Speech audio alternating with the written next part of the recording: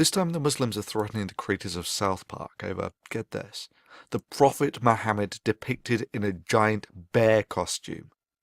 Sure, South Park depicted Muhammad back in 2001 without incident.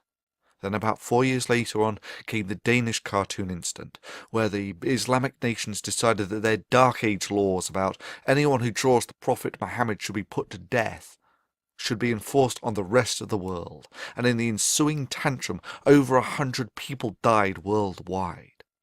Over 100 people died because of that. And now, seeing as South Park recently depicted Muhammad in disguise as a giant bear, they decided to oh so generously warn the creators of South Park that they will end up like Theo van Gogh. You know, the unarmed guy who was cycling to work before he was shot 8 times, then stabbed and then had his head cut off, simply because he made a film critical of Islam. Bravo on a prime example of why your religion has no place in the first world. You see, all that barbaric stuff in the Quran about cutting off arms, legs, tongues, heads and so on, Sharia law you call it. You know, all that stuff that you actually enforce in the Middle East about stonings and whatnot. There's similar stuff in the Bible, you know, utterly destroy those who don't buy into the religion and stone disobedient children and whatever. However, ultimately, after 1,500 years of acting very much as you do now, it was convinced in the Enlightenment that that really wasn't the way forwards. Mankind moved forward out of the age of religion and into the broad sunlit uplands of the age of reason and the first world, and it's never looked back since. I mean, let me make this absolutely clear. The computer that you're sitting in front of, watching this video on, is a symphony of the fruit of scientific naturalism. You want to live in the first world? You want to live in the age of reason and taste its sweetmeats? That's really not a problem. But like every other religion, you can check your Iron Age baggage at the door, or else go back to the Dark Ages and live in that time warp called the Middle East, where the only glimmers of lights that permeate that dark, dingy human backwater is what spills over from your enlightened neighbours who have not shackled their minds to ignorance. Your alternative is to fight. The only way the nation that has lived in the Dark Ages for 800 years can, by terrorism. We're commanded to terrorize the disbelievers. And this is a religion, like I said. You're commanded to terrorize the disbelievers? The Quran says very clearly in the Arabic language, Torhibuna. This means terrorize them. It's a command from Allah. You know, like that Van Gogh guy you killed. Yeah, stabbing and shooting an unarmed man. Yeah, that's a showcase of the virtues of Islam.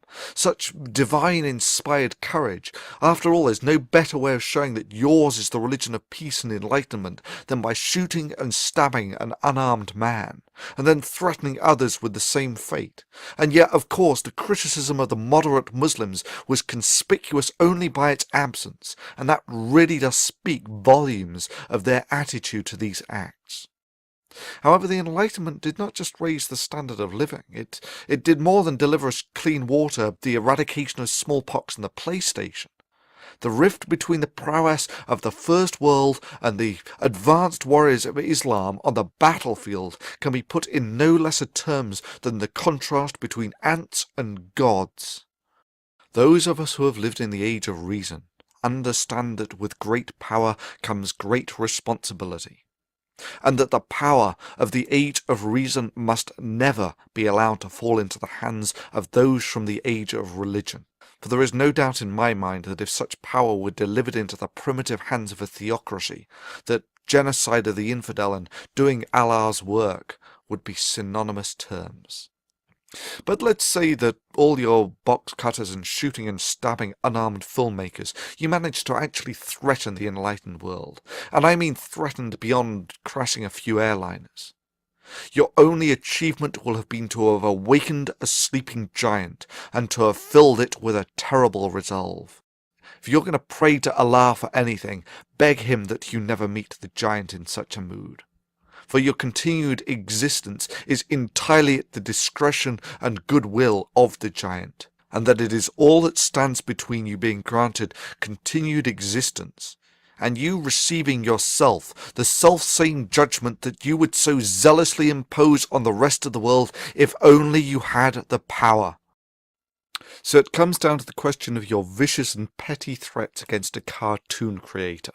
That is, your attempt to limit free speech through intimidation. Well, I cannot speak for them, but I can speak for myself, and to those who live in the age of religion I say this. This is the blasphemy that you find so offensive. This is the Prophet Muhammad depicted as a squirrel in slow motion. I did this. Your move. Do your worst, for even your worst will serve as nothing but a catalyst to strengthen the walls of the age of reason, to awaken the giant. Even if you strike your hardest blow, its operationally insignificant effects will simply make us more powerful than your dark age minds can fathom. All you can do is set these words to resonate down the halls of eternity. You see, you cannot shoot words, you cannot behead an idea, and you cannot intimidate concepts, and if you try, the fulfillment of your worst threat will serve as nothing but an icon, written in the blood of the free, that you have no place in the first world.